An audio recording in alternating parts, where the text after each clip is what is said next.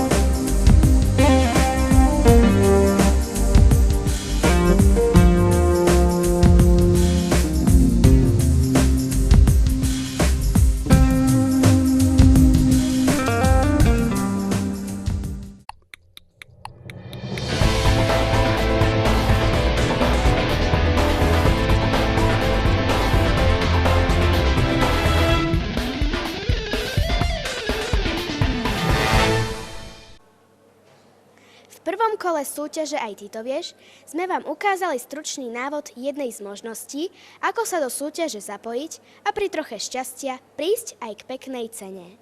Sme radi, že mnohí z vás neváhali a svoje odpovede na otázky prvého kola hádzali sem do tejto schránky.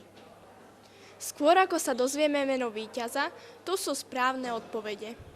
Na ukážke číslo 1 boli ruky pani učiteľky Brenzovej. Na ukážke číslo 2 boli ruky pani učiteľky Balážovej. No a na tretej ukážke boli ruky pani učiteľky Novotnej. No a teraz príde tá chvíľa, kedy sa dozvieme meno jedného z vás, ktorý správne odpovedal na všetky 3 otázky. O vylosovanie víťaza sme poprosili hlavnú kuchárku Danielu Čižmárovú.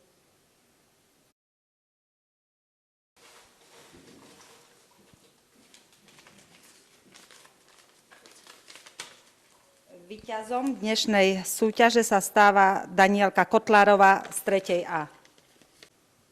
A ja už len dodám, že Danielka Kotlárová z 3. A triedy od nás dostane nahrávku s touto reláciou, 3 neskúšačikov a pozvánku na ďalšie natáčanie z Scholy Pictus.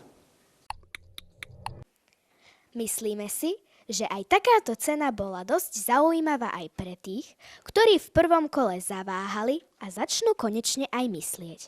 Pre nich, ale aj pre vás ostatných sú tu otázky, respektíve úlohy druhého kola.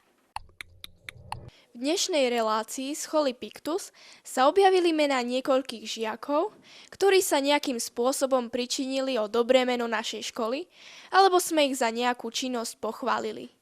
Prvou vašou úlohou bude napísať mená aspoň 3 z nich a pripísať aj za čo sme ich pochválili. Druhá úloha. Napíšte, čo sa vám páči, čo nepáči a čo všetko by ste chceli vidieť v programe našej školskej televízie. Takže ešte raz. Napíšte mená 3 žiakov, ktorí boli v dnešnom vysielaní pochválení a za čo boli pochválení. No a v druhej úlohe od vás čakáme, že nám napíšete, čo sa vám páči, čo nepáči a čo všetko by ste chceli vidieť v programe našej školskej televízie. Nezabudnite, vaše odpovede budeme z tejto schránky vyberať 6. decembra, teda na Mikuláša. Veríme, že tam aj my nájdeme nejaký pekný darček, hoci aj v podobe pekného listu, za čo vám už vopred ďakujeme.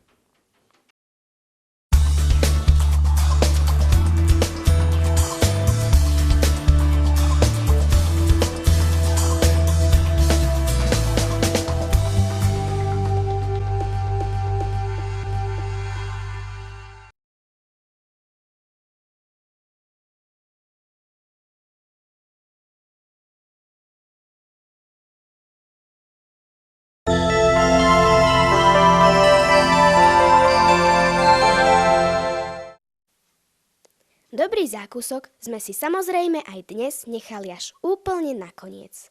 Veríme, že aj dnešný vám bude chutiť. Prečo by mal? Nuž, asi preto, že sme ho piekli priamo v školskej televízii, tu v našej škole. Trochu sme ho osladili aj zábermi z medzinárodnej filmovej prehliadky, ktorá sa konala koncom októbra, tu v zámku v Smoleniciach. Dobrú chuť! Schola Pictus je moje pravé meno, po slovenských školách v obraze.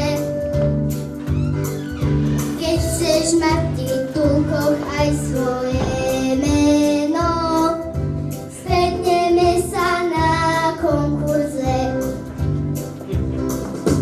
Ja som vaša školská televízia,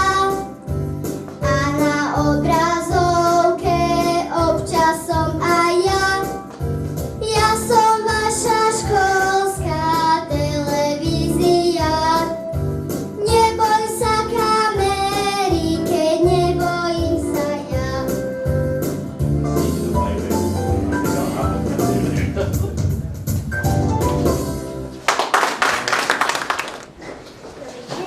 Dobrý deň. Milé dámy, milí páni, milí spolužiaci.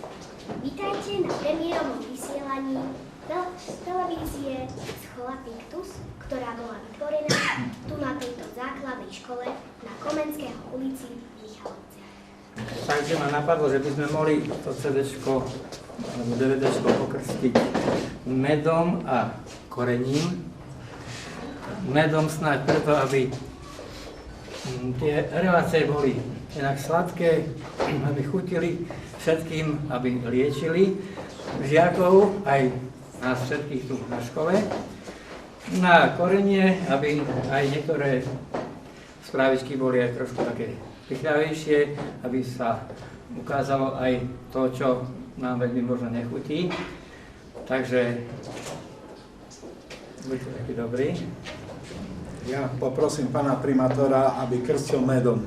Dobre, ale možno, že by sa aj žiadalo predtým, než to takto uvedieme do života, povedať pár slov. A v prvom rade, pán riaditeľ, dámy, páni, milí mladí priatelia, chcem zagratulovať škole k tomu, že má svoju televíziu. Myslím si, že široko ďaleko asi školská televízia neexistuje, čo svedčí o tom, že tu na tejto škole sú naozaj tvoriví učitelia, pán Bertič je toho dôkazom, že je tu tvorivé vedenie, ktoré vytvára predpoklady pre tú tvorivosť učiteľov a myslím, že výsledkom budú aj tvoriví žiaci a to, že sú, to sme dnes mali možnosť vidieť.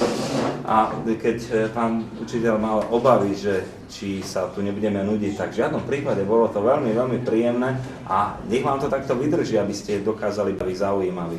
Ináč to vnímam ako aktivitu, ktorá má 3 také významné rozmery z môjho pohľadu. Jednak priniesť informácie pre žiakov, neviem, akou formou sa budú sprostredkovať, možno, že v týchto priestoroch a neviem, triedy sa budú striedať, ale to sú technické záležitosti, ktoré určite doriešite.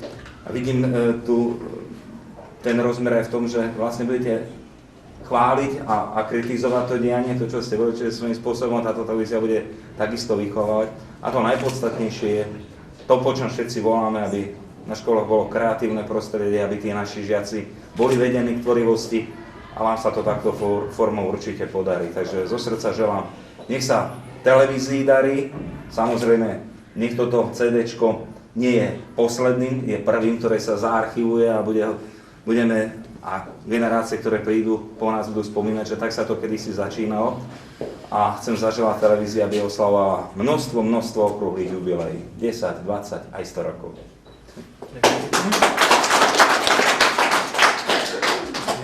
Ja to dobré, hej? Ten medík. Tak najprv. Aby chutila. Aby bola veľmi pyšná.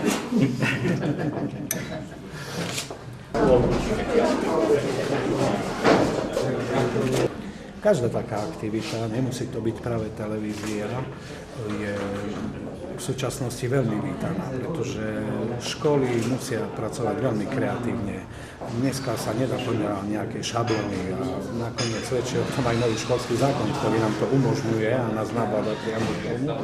Takže každá taká kreativita je prínosom pre školu. A konkrétne táto televízia, ja to vnímam tak, žiaci sa uvidia, bude im trošku možno niekedy nastavené aj to zrkadlo, preto sme krstili to CD-čko z toho prvého vysielania aj Korením, aby sa trošku aj tí žiaci uvideli. No a ďalšia vec, budeme mať aj lepšiu možnosť nielen kritizovať, ale aj chváliť žiakov. Uvidia tie svoje deti pomocou tejto televízie aj rodičia, pretože sme v začiatku, ale máme predstavu takú, že sa to rozbehne takouto formou, že budú mať k tomu prístup k tomuto vysielaniu nielen žiaci, učitelia, ale aj rodičia. Čiže prvé vysielanie školskej televízie je úspešné za seba. Aké máte vy z toho dojmy? Veľmi príjemné. Som milo prekvapený jednak úrovňou, kvalitou tohto vysielania, moderátorskými výkonmi, celkovo scenárom, režiou, dramaturgiou. Podľa mňa veľmi dobré a životaschopné. Mesto každoročne vyčleňuje istú sumu finančných prostriedkov na podporu aktivít, ktoré v meste sú, čiže aj budúci rozpočet, ktorý teraz chystáme na rok 2011, uvažuje s tým a ráta teda s tým, aby takáto suma pre podporu bola. Takže je len vecou školy, či využijú túto možnosť. Ja verím, že áno, že napíšu projekt už akoukoľvek formou, možno prostredníctvom rodičovského združenia, na to, aby sme im finančnú pomoc mohli poskytnúť, ale pokiaľ bude potrebné, budeme samozrejme ochotní pomáhať aj ináč. Veľa sme toho opakovali, ale nakoniec sa to už vyplatilo. Čo sa ti páči na práci moderátorky? Tak, neviem, najviac, že tak suverene hovoria. Tak. A tebe sa čo na tom páči? Ty už si mala možnosť si vyskúšať byť redaktorkou, moderátorkou. Je to ťažké? No, tak ani veľmi nie. Keď to už viem a text, tak nie je to veľmi ťažké. A čo je na tom najťažšie? Najťažšie je učiť sa texty asi. Dobre, a máš nejaký možno vzor? Vzor? No, tak mám. To Mariana Julianová napríklad. Ešte mi skús povedať, prečo ty si sa prihlásila do takéhoto krúžku? Tak, lebo chcela by som byť, keď už budem veľká, chcela by som byť tiež moderátorkou a veľmi ma to zaujalo, tak preto som sa prihlásila.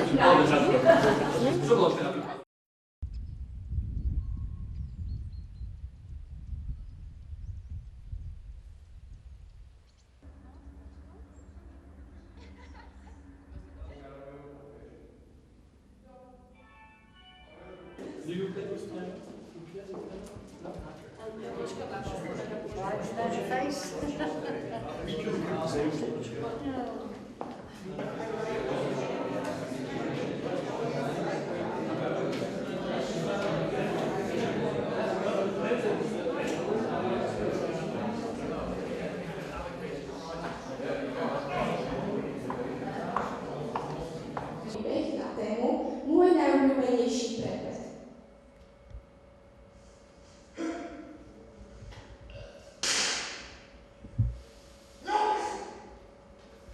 Naša redakčná rada potom všetko pozorne prečíta a vysvetlí.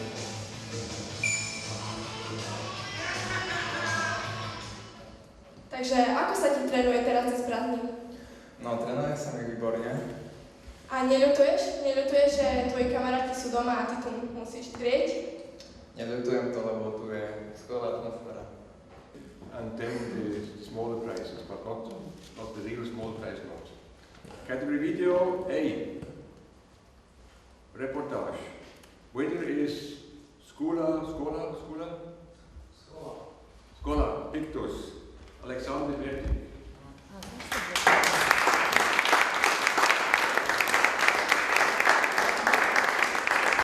Historic film about Czechoslovakia, not about Czech.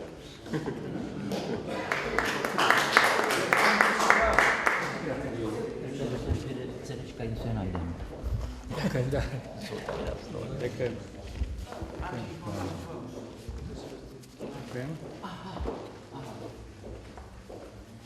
A tohle je za jinou kategorii, to je za video.